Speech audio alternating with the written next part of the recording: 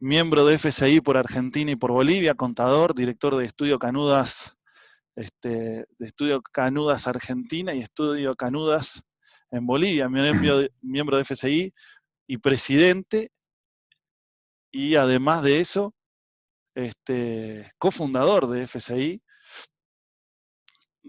Así que para nosotros, no sé cuántos años de experiencia tenés en franquicia, Carlitos.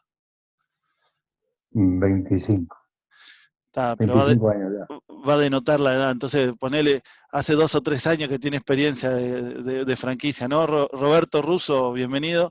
Le vamos a poner a Carlito que hace 2 o 3 años que tiene experiencia en franquicia, porque si no, denota la edad y no lo vamos a poner así. Así que bueno, bienvenidos todos y contador, todo suyo. Bueno, muy buenos días. En algún caso está Marcel, algún español por ahí, así que les mando un saludo. Para ellos es buenas tardes, comenzar el tema de la tarde. Un poco con esta conferencia, lo primero que quiero dejar claro es que no voy a dar soluciones, digamos, internas, ¿no? A mí me parece que la crisis que estamos viviendo ha llegado para cambiar un montón de situaciones. Entonces se me ocurrió una serie de soluciones alternativas, digamos que en este momento las tendríamos que estar pensando, sobre todo porque es un momento tenemos un poco más de tiempo para pensar, ¿cierto? Y las llamé soluciones alternativas para permanecer y volver, teniendo en cuenta cuáles son un poco las próximas tendencias que se van a generar a partir de esta pandemia. Por lo cual quería compartirles un poco con ustedes cómo vemos un poco esas tendencias en el futuro. Están relacionadas, como todos ustedes saben, con el cambio de la compra online. En general, las compras, digamos, tanto en línea como la unicanalidad, se han convertido, digamos, en la próxima normalidad, y aquellas empresas que no estén acorde a estos nuevos tiempos y a todo lo que genera Internet, va a ser, digamos, un poco complicado. También hay un concepto que se viene, que es lo saludable, lo seguro, lo local, donde empieza a tener cierto valor la compra local, ¿no?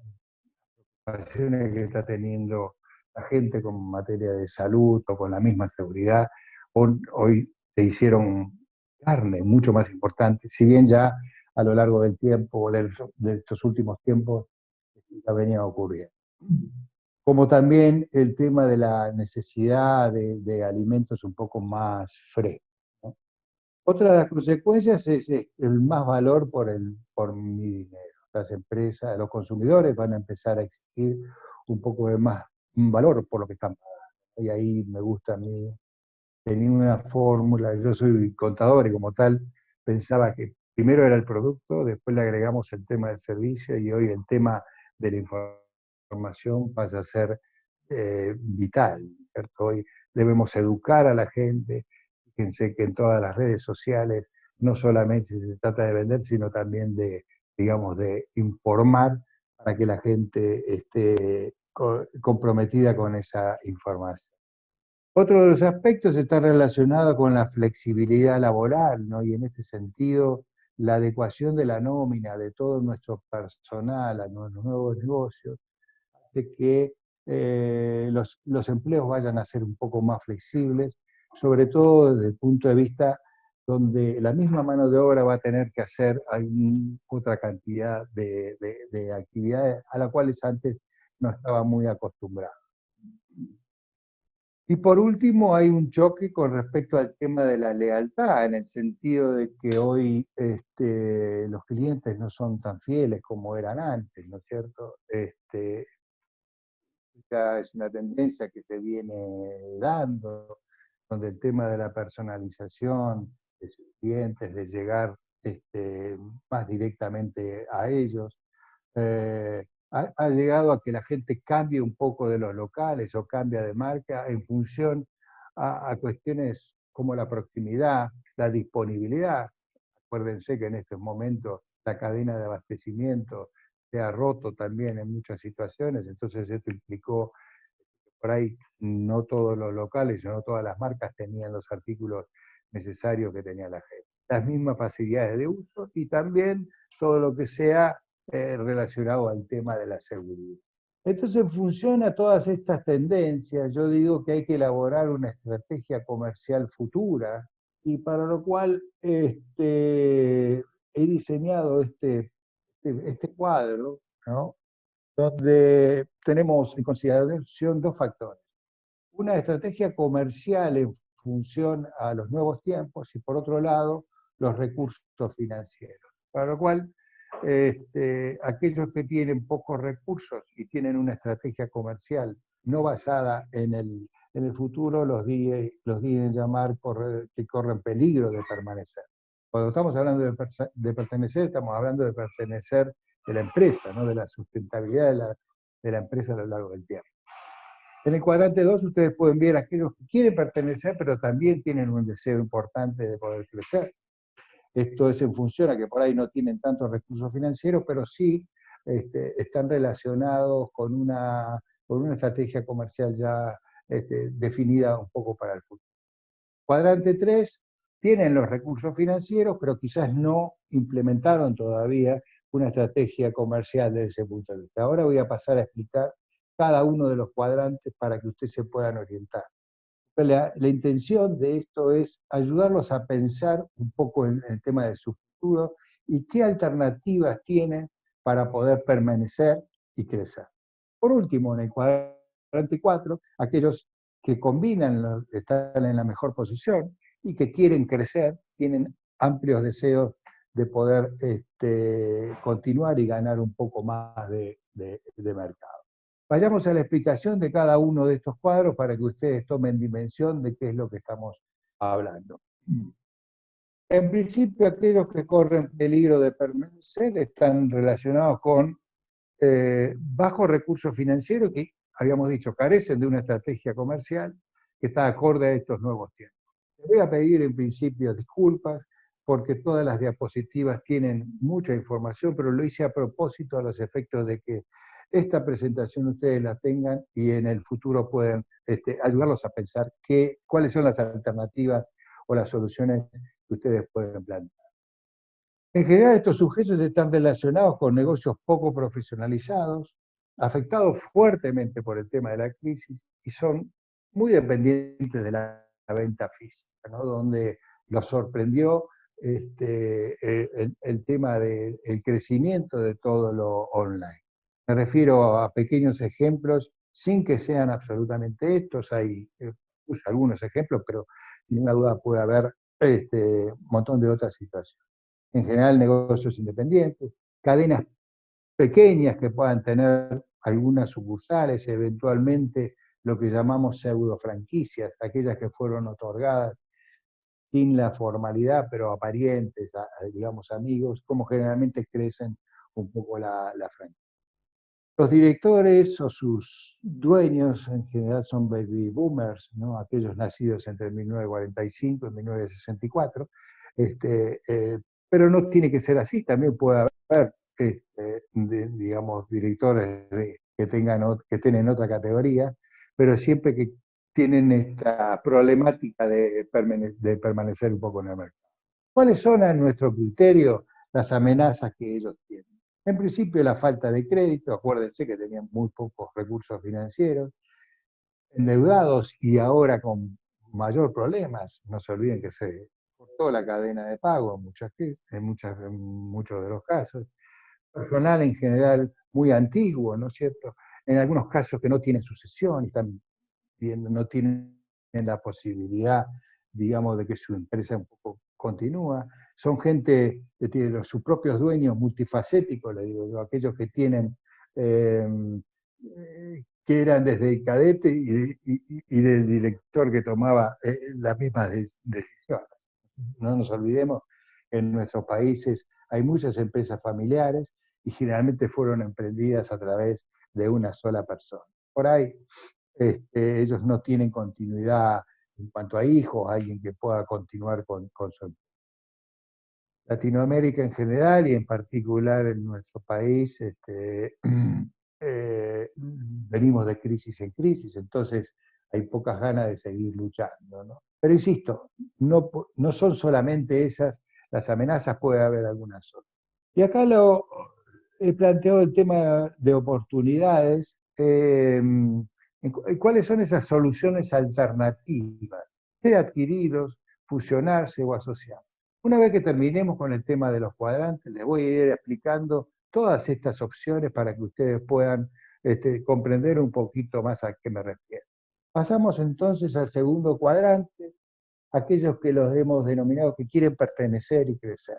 Fíjense la diferencia. Tienen bajos recursos financieros, pero también tienen una estrategia comercial ya definida, acorde a esos nuevos tiempos, ¿no? Aquí los sujetos son en general negocios que han arrancado con emprendedores un poco más jóvenes, ¿no? Que están más preparados, en la mayoría de los casos por ahí tienen una preparación, digamos, universitaria. Entonces, son gente innovadora, ¿no? Con muchas ganas de tener éxito un poco en el futuro. Sujetos que pueden estar relacionados a una cadena pequeña, ¿no es cierto?, que tenga pocas sucursales y eventualmente alguna franquicia. Fíjense que los directores, acá los puse ya más orientados en generación X o los propios millennials. Pero ¿cuáles son las amenazas que esta gente tiene? La ausencia de capital fundamentalmente y la falta de crédito. Y generalmente todo el nacimiento y cómo han continuado a lo largo de su vida empresaria es mucho a pulmón. Acá se presentan las oportunidades de la fusión, de asociarse, del crowdfunding o hacer algún tema de rondas de inversión. Insisto, cada una de estas alternativas las vamos a ir viendo a medida que vayamos avanzando un poco con la presentación. Sigo para el próximo cuadrante, el 3, donde lo llamamos cambiar para crecer, la necesidad de cambio para poder sostenerse un poco en el tiempo y pensar en crecer. Pocos cuentan con los recursos financieros, pero carecen de esa estrategia comercial. Hay un montón de casos, en estos 60 días ha llamado un montón de gente desesperada por ver cómo solucionaba sus problemas con venta con internet, y adaptarse a la unicanalidad, etcétera, etcétera. Me estoy refiriendo a sujetos que en general son negocios más tradicionales, ¿no? Donde la innovación y el desarrollo ha quedado un poquito en el cuarto, digamos, de atrás. Y fundamentalmente con mucho miedo a cambiar. Todos conocemos ese tipo de empresas en las cuales le tienen un poco de miedo al cambio porque dice, si yo vine triunfando hasta ahora, ¿para qué voy a cambiar? Seguramente cada uno de ustedes conoce muchas de esas personas y muchas de esas empresas.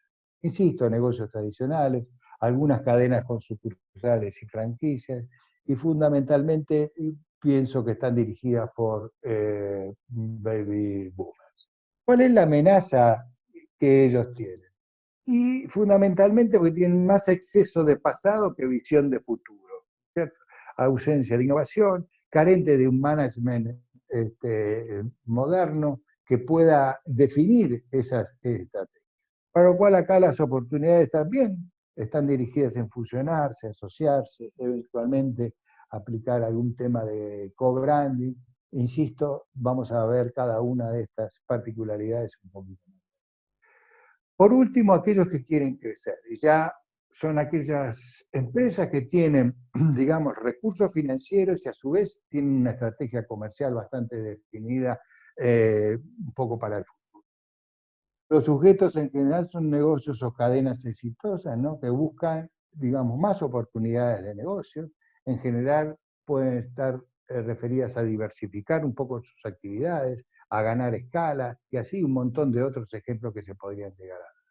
En este caso tenemos grandes grupos económicos y me permito entregarles algunos ejemplos, ¿no? Una empresa desarrolladora gastronómica, una empresa ya tradicional en materia de gastronomía, digamos, en Argentina, en la cual eran los dueños de Dandy, de una cadena de pizzería, de una pizzería de Rin, muy conocida en la calle Corrientes, donde suma el negocio de Kentucky, estas pizzerías que están creciendo muchísimo, digamos, en la Argentina. También hay grandes grupos, digamos, de franquicias. Y acá, bueno, no necesariamente de franquicias, sino de retail, con la combinación entre franquicias y locales prop. El ejemplo de Prum, que estaba más orientado a una empresa que incluso exporta muchos de sus productos, muy orientado al tema de las carteras, y ahí incorporado a la firma Misca, que estaba también muy relacionada a zapatos de mujer. Entonces, ahí hubo también una adquisición. También hay fondos de inversión o inversores, ¿no? El caso de Pegasus, del grupo Pegasus, en su momento adquirió Fredo y que actualmente lo sigue trabajando, ¿no? Como una de sus. O también inversores, cuando en su momento determinados 4 inversores compraron el negocio de Habana, o como vamos a ver un poquito más adelante, pasó lo mismo con el nombre, esta casa, digamos, Alguna situación similar ocurre con aquellas fábricas que quieren tener sus puntos de venta propia, ¿no? Esto es una tendencia que también viene ocurriendo en el mercado, donde muchas fábricas quieren llegar directamente al público, evitar un poquito el tema de los intermediarios, porque los intermediarios no transmiten la real filosofía, digamos, de su empresa. En su momento pasó con la fábrica de pintura Alba, que adquirió una cadena de pinturerías que ya tenía una presencia en el mercado. Como ven, hay algunos casos en el pasado que todos estos nos sirven de experiencia para poder pensar un poquito en el tema del futuro. ¿Cuáles son las amenazas que tiene esa gente? Y no diversificar, de tener todos los huevos en la misma canasta.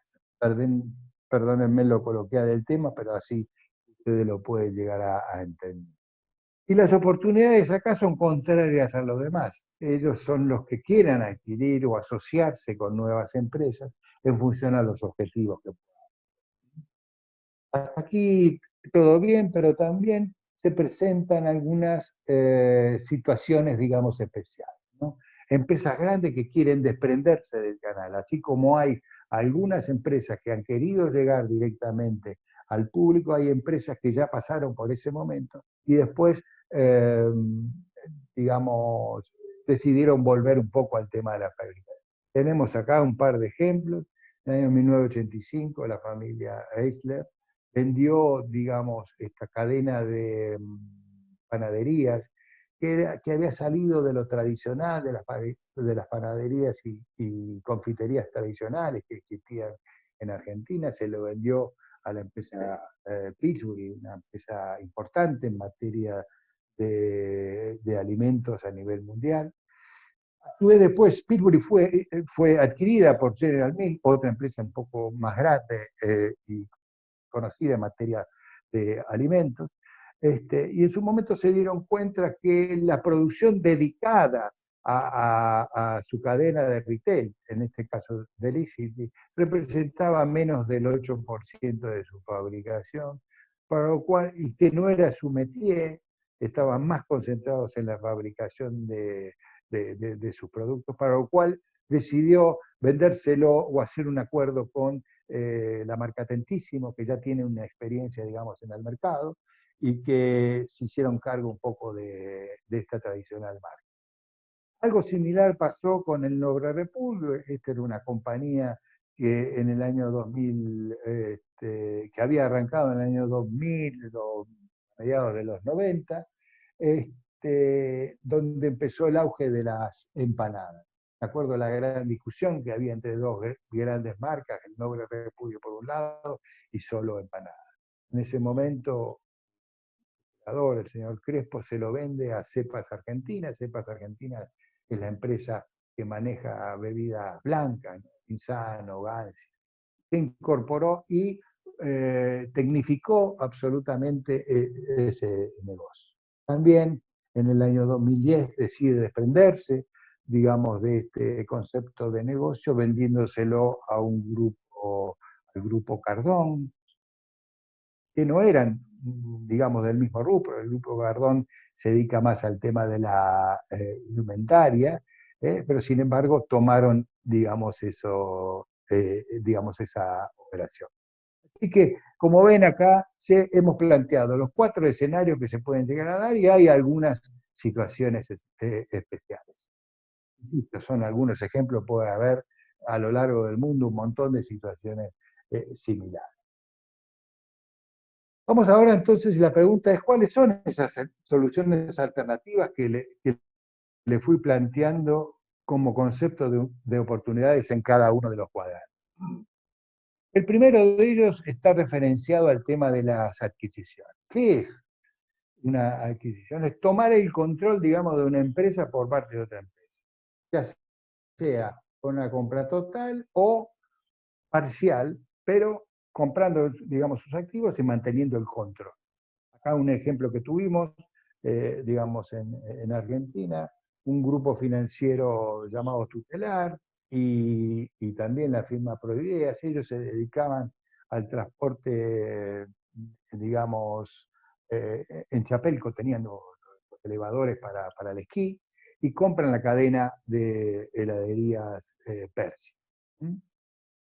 ¿Cuál es un poco la función de la adquisición? Es que ganar escala es, como dice la frase, fundamental para cualquier tipo de industria.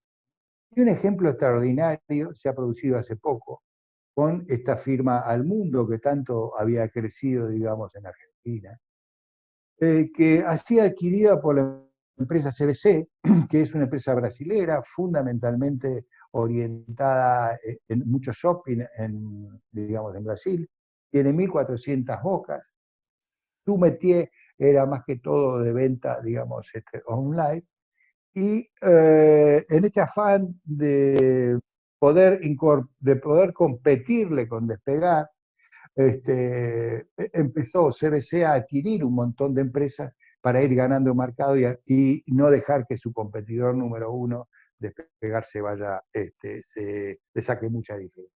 Tal es así que hoy Despegar tiene el 17% del mercado y todo este grupo que ha comprado CBC lo equiparó teniendo también el 17% del mercado. Así que es una de las alternativas que pueden tener las empresas. Pasemos ahora al tema de fusiones, ¿no? La fusión en realidad es unirse entre una o más empresas, ¿no? Donde generalmente se puede extinguir alguna, puede seguir en cabeza de una o eventualmente generar uno nuevo, donde se integran no solo los patrimonios, sino también el tema de los socios. Y cuáles son un poco los beneficios. Los beneficios son, ¿por qué lo hacen? ¿Por qué tratan de fusionar? En principio por un tema de mejora en esa eficiencia conjunta, ¿no? Acá se consigue un poco más de economía de escala, aumento de cuota de mercado. Son estrategias que las empresas toman para ver cómo pueden aumentar, por ejemplo, esa cuota de mercado. En algunos casos hubo algún tipo de fusiones para reducir el tema de ingresos, mientras que una genera mucho beneficio y otra pérdida. Bueno, al fusionarse, la incidencia del pago de impuestos es menor, sobre todo en países como los nuestros, donde la presión fiscal es cada vez, digamos, más. Después puede haber un montón de otros motivos que no están relacionados con lo económico. Me refiero, por ejemplo, a fusionarse con una empresa de tecnología para poder entrar en esta nueva modalidad que todos estamos convencidos que está por llegar. Que son pequeños ejemplos de lo que puede ocurrir con el tema de la...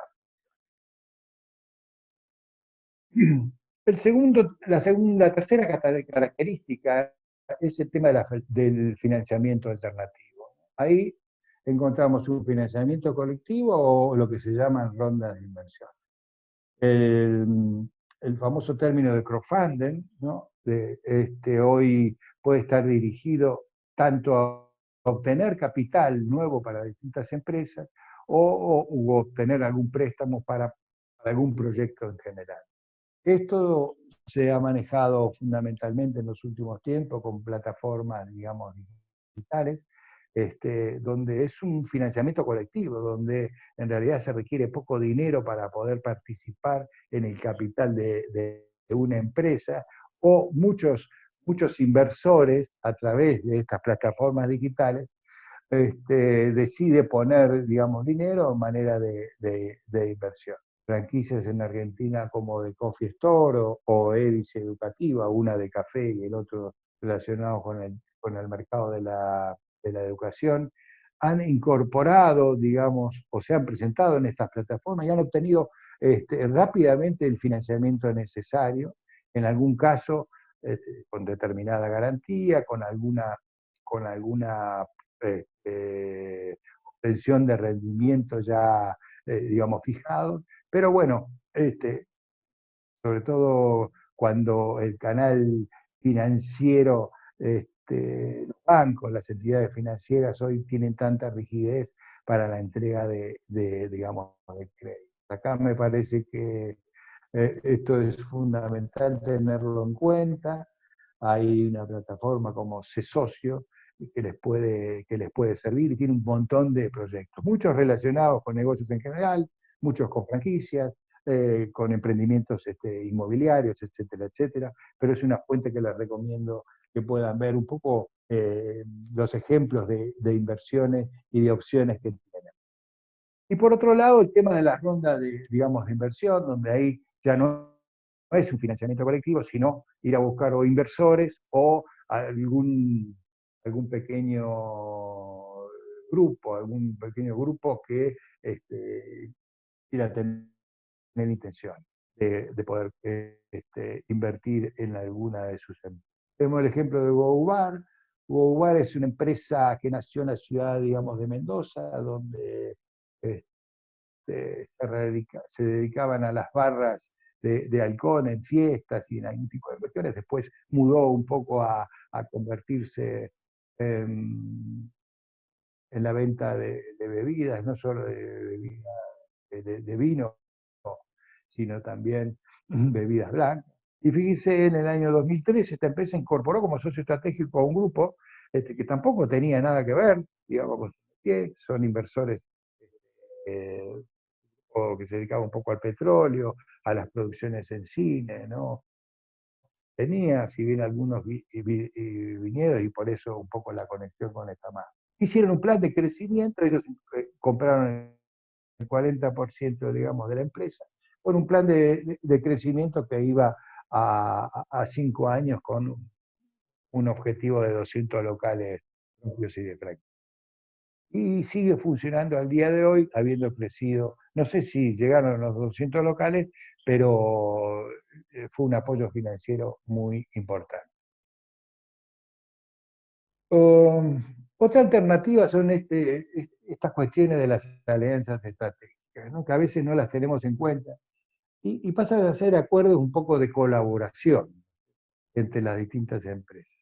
El objetivo es conseguir algún beneficio, digamos, mutuo.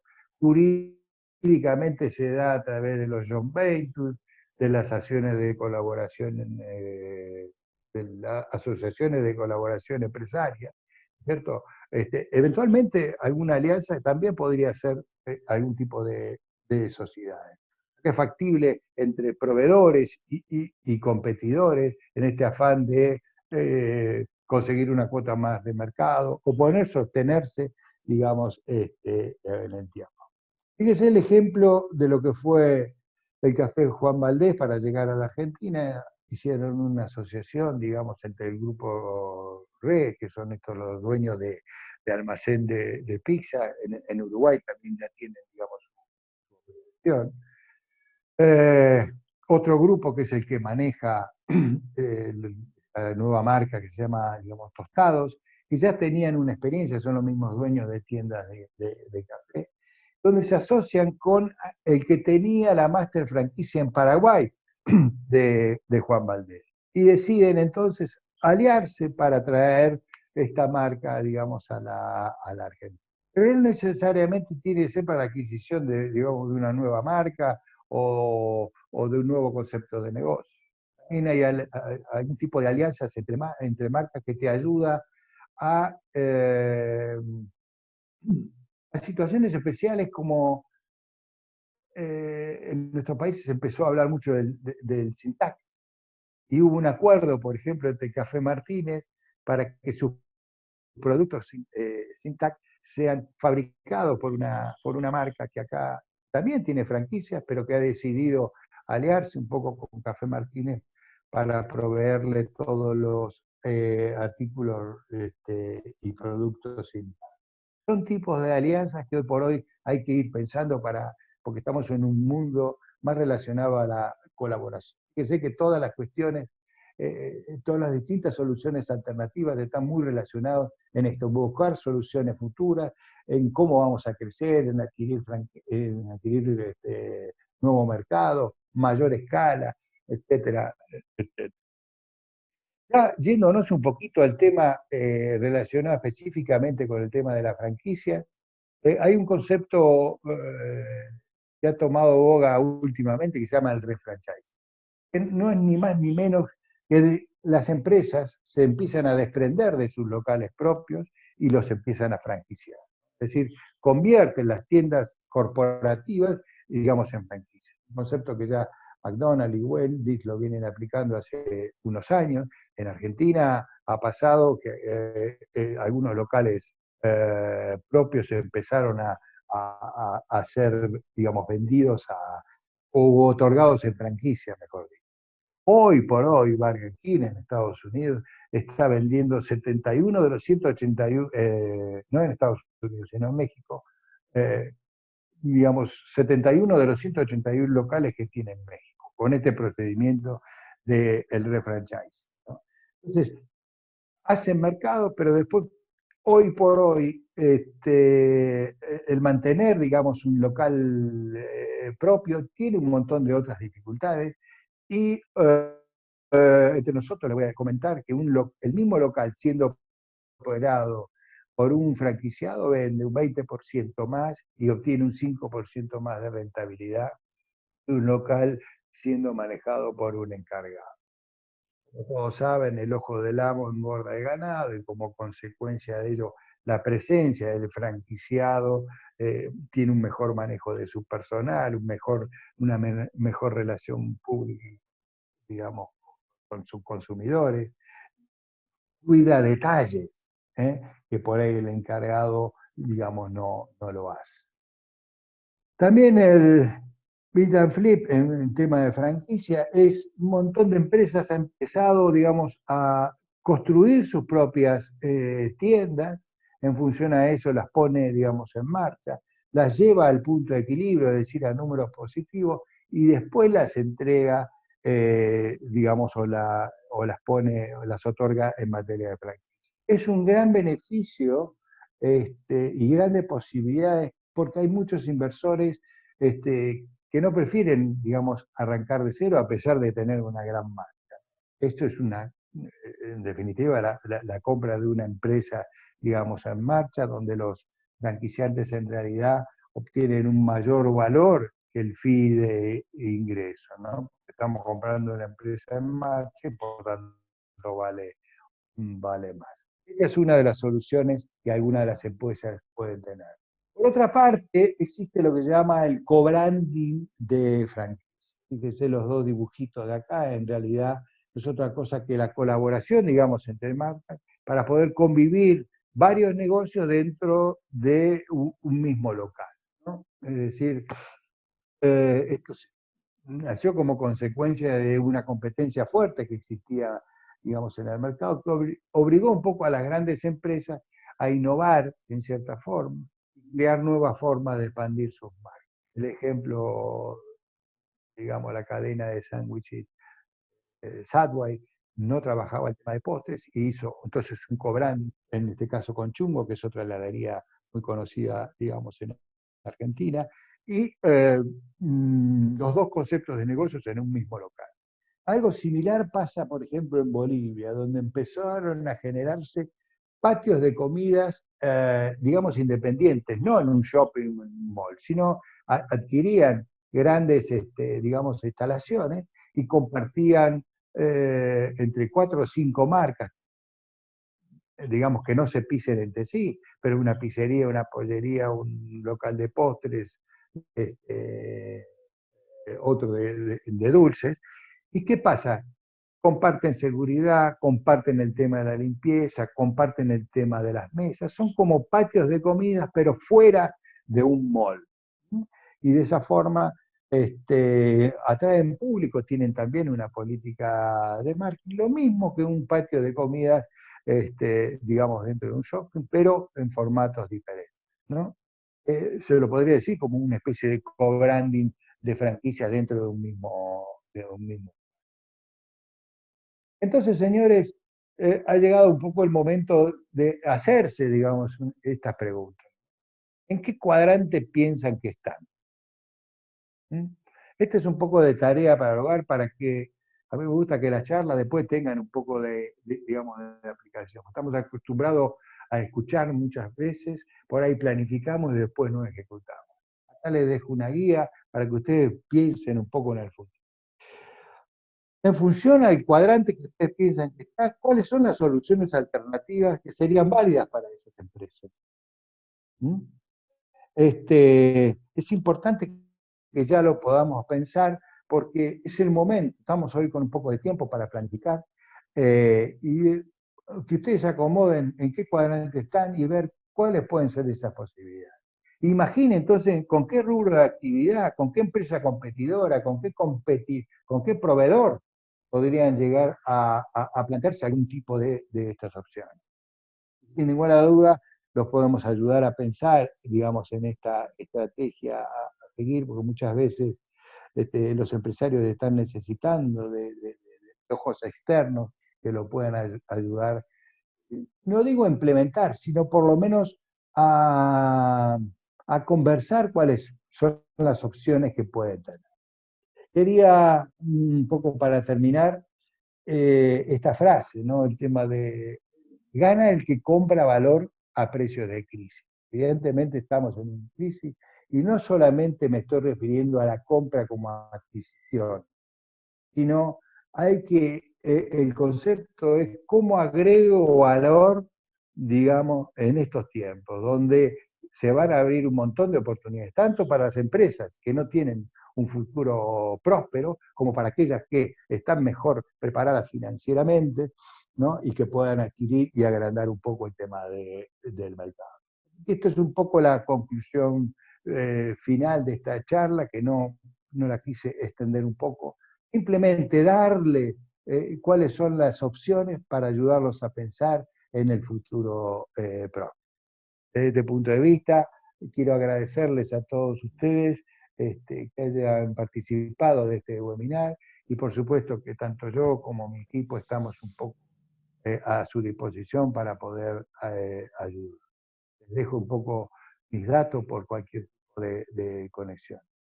Muchas gracias. Le cedo ahí la palabra, digamos, a Alexei, sin dejar de agradecerte por haber generado este webinar y espero que les haya sido útil. Bueno, primero que nada, felicitaciones, Gracias. Carlitos. Tremenda presentación. Creo que hay mucha cosa, mucho dato que dar. Creo que si esto fuera en un auditorio, se llenaría de aplausos. Tengo un montón de preguntas que voy a tratar de canalizar. Algunas las uní porque fueron casi lo mismo. Entonces, si te animás, me las vas respondiendo. Mirá, Virginia aplaudiendo de pie, todos aplaudiendo de pie. Gracias por la presentación, muy valiosos los aportes, muchas gracias. Excelentes, Carlos, como siempre, mil gracias por ayudarnos a pensar. O sea, son parte de los comentarios. Muy buena presentación de Roberto, Carlos. Gracias, saludos para todos. Bien, te tengo algunas preguntas que, como te decía, las uní porque hay algunas que eran como muy parecidas. Cuando una empresa quiere hacer como Alba o comprar o adquirir algún grupo de un punto de venta, ¿no generaría mayor gasto de inversión y de administración? Esa es una de las preguntas que ha venido.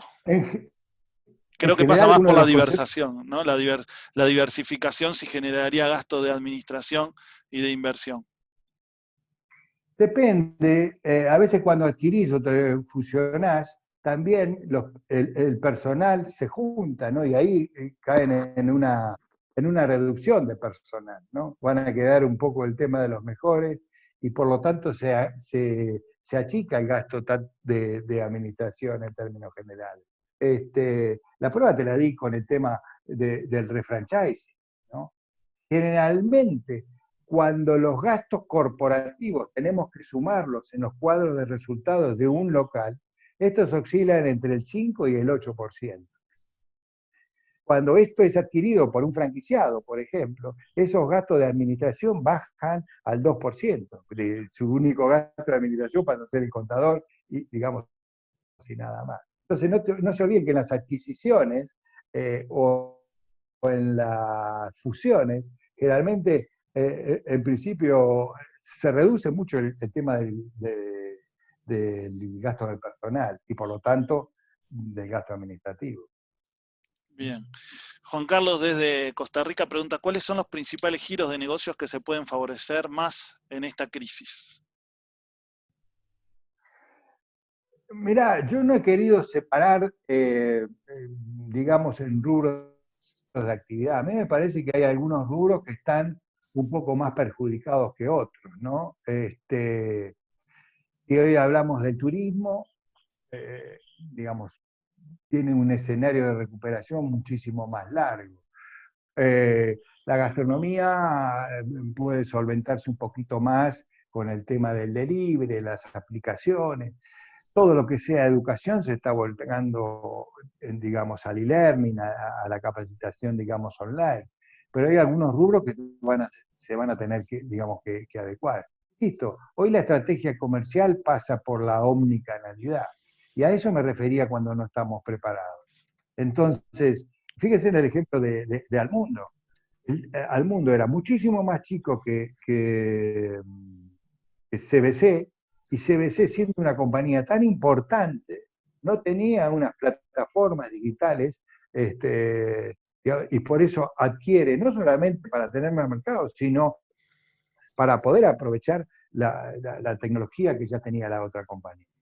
Entonces, me da la sensación que, que esto es aplicable para cualquier tipo de rubro, servicio, industria, ¿no? Porque lo que estoy volcando es, si no se lo aplico, se lo estoy aplicando un poquito en materia de franquicia, pero adquisiciones, funciones, hay como gente que se dedica específicamente a la compra y fusiones, digamos, de la empresa. Y es para absolutamente todos los rubros.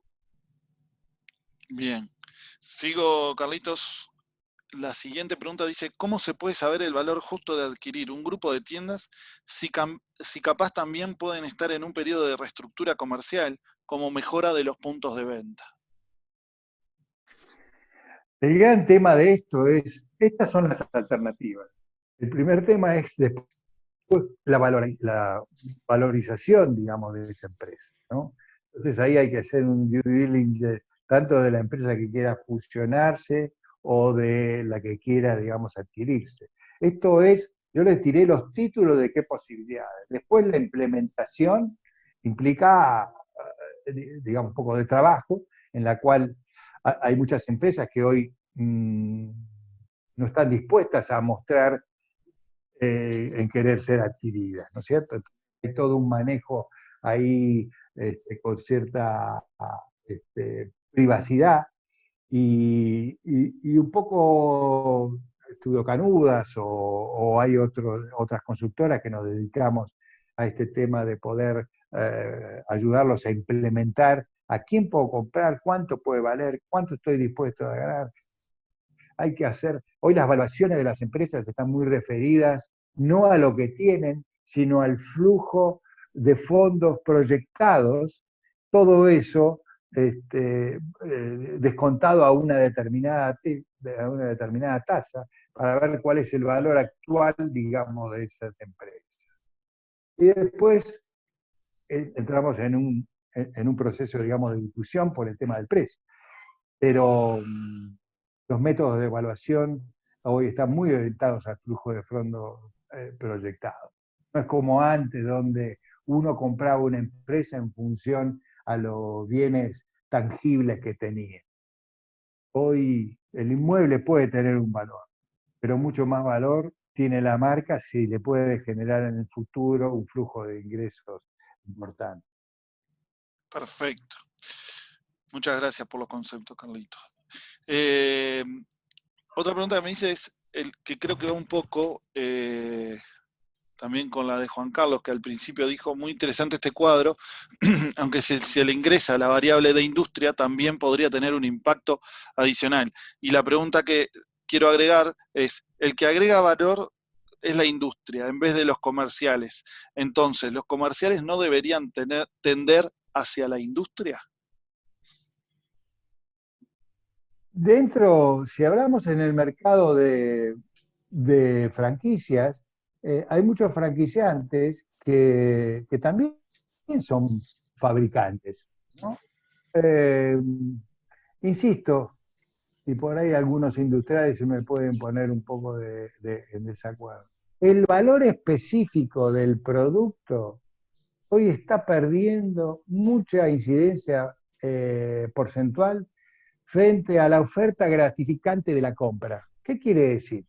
El valor del servicio, de cómo me atendiste, de la personalización, de los 5 sentidos puestos, el packaging, todo esto ayuda. Entonces, la marca, por supuesto. Entonces, es importante tener un buen producto. Pero a veces cuando estamos hablando de innovación, mira, siempre pongo el ejemplo del tema del helado. ¿Qué más podemos inventar en cuanto al tema del producto? Nuevos gustos. Sin embargo, lo que se puede hacer es, a ver, si no puedo modificar el producto, porque ya, digamos, es bueno, mejoro el packaging, mejoro la forma de atención, ¿eh? Entro a una heladería donde tiene música, donde me personalizan, como hace Starbucks, me personalizan, digamos, el vaso.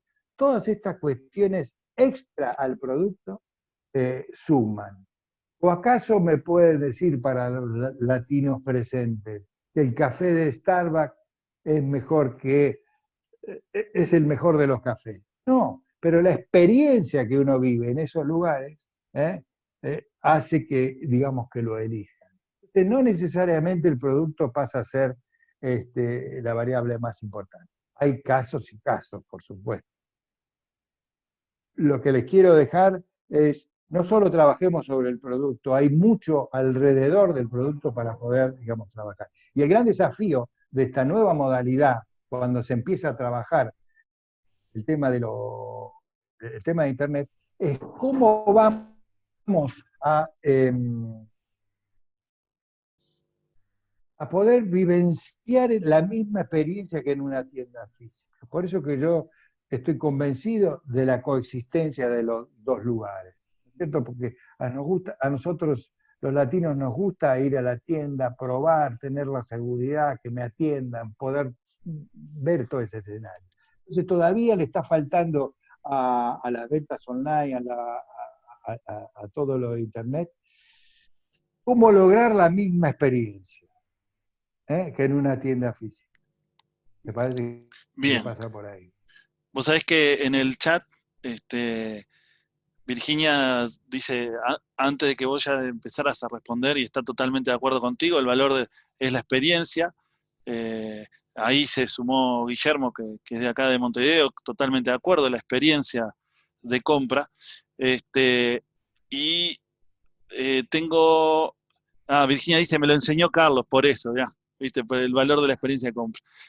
Viene de la casa, viene una pregunta que dice... Pero perdón, en el caso de Virginia, supongo que ella vende servicios. Encima no tiene digamos, un producto. O los productos que utiliza complementan el servicio. ¿Entendés? Claro. Si vos querés mejorar esa experiencia de ventas, tengo que seguir mejorando el tema del servicio, la musicalización, los 5 sentidos puestos digamos, en ese sentido. A ver, ponerle pequeños detalles, ponerle un caramelito, servirle, digamos, un café. ¿Qué música está? Aromatizar los ambientes. ¿Cómo Justo, te reemplaza? ¿Cómo te reemplaza Internet el tema de la aromatización? ¿Mm? Bien, perfecto. Justo tenemos una empresa que, se, que trata de aromatización y está dentro de la sala. Pero vamos a la siguiente pregunta que ya te digo que viene desde casa, viene. ¿Eh? ¿Ve viable fusionarse a un carrito de venta, a un canal de e-commerce que ya está funcionando, en vez de elaborar un canal propio? ¿Cuáles serían las ventajas y las desventajas? Ese, te lo digo por las dudas, por si le querés pegar después en casa, fue Alejo Canudas. Así que, No, está muy bien. Generalmente los millennials te ayudan a pensar, ¿no? Y te desafían permanentemente. Así que te agradezco la pregunta y te confieso que no estaba, digamos, preparado. Señor, de lo que se trata es de seguir abriendo canales, más canales de venta. Entonces, hay que ver y comparar un poco el tema digamos, de los costos. Tener un carrito propio te sale al principio una determinada inversión. Pero es lo mismo que el tema del delivery. Hoy, tener tu delivery propio o ir a una aplicación donde te están cobrando el 30% por cada, digamos, por cada entrega. Entonces, ahí tenemos que evaluar un poco qué es lo que me conviene. En el caso específico de las aplicaciones, hay una cosa o una circunstancia que no muchos la tienen en cuenta, que te cobran, digamos, el 30%, pero también te hace una publicidad de marca, digamos, muy, muy importante. Así que yo complementaría, respondiéndole un poco Alejo, complementaría tener tu carrito de compra, pero también meterte en Marketplace, como se llaman este tipo de sitios. Son distintos canales. bien, la omnicanalidad se hace muy latente en estos tiempos. Y para terminar, una pregunta que tengo acá, que es, ¿qué estrategia se puede llevar para que el cliente sea lo más fiel a la marca o al negocio en tiempos de empresas que están inoperantes? O sea, de empresas que no están trabajando por el tema de la pandemia y cómo les generamos la fidelidad. Ayer hablaba con mi amigo Roberto Russo, ¿no? Que creo que debe estar presente. Y uno de los trabajos que hizo con su empresa fue, desde hace mucho tiempo, empezar a fidelizar, digamos, a sus clientes. ¿Cómo fidelizar? A través de las relaciones humanas, llamándote, teniéndote pendiente, con ese tipo de cuestiones. Ahora todo el mundo se dio cuenta que necesito fidelizar y pareciera que la pandemia fue el elemento, digamos, importante. En toda cadena, digamos, en todo negocio, hay clientes que son mucho más fieles que otros. Aquellos te van a seguir a muerte. Pero después, la gran pregunta es, ¿qué hiciste vos para tener relación, digamos, y fidelizar?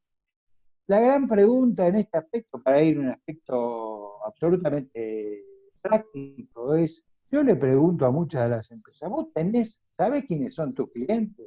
¿Tenés el nombre, el apellido, el mail, el WhatsApp, el Instagram? ¿Los llamaste?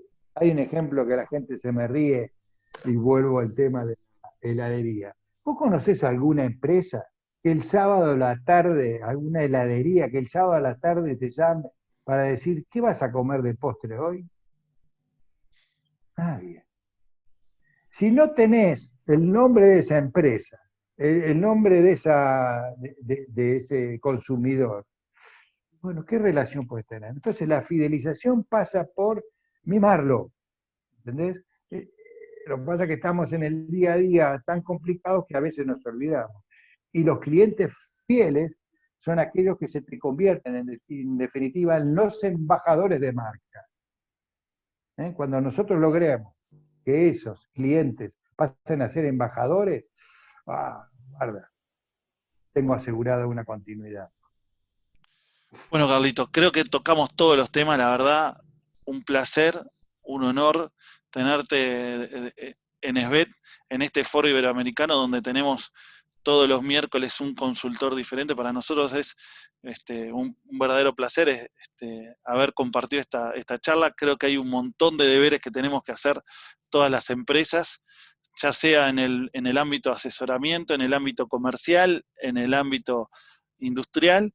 Así que nada más que agradecerte, como decía Virginia, creo que era, que había que aplaudir de pie, el aplauso de todos los presentes, de todos los que te están viendo en Facebook, y bueno, la invitación para todos los demás para el próximo miércoles. Gracias, Carlitos.